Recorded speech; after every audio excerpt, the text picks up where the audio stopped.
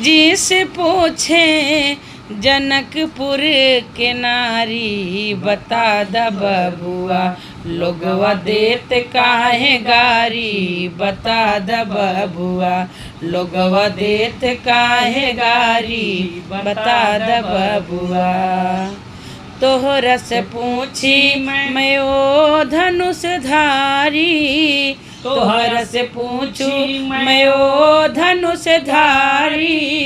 एक भाई गोर काहे एक काहे कारी। बता द बबुआ लोगवा देत काहे गारी।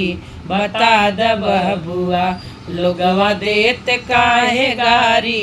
बता द बबुआ ई बूढ़ा बाबा के पकल पकल दाढ़ी। ई बूढ़ा बाबा के पकल पकल दाढ़ी।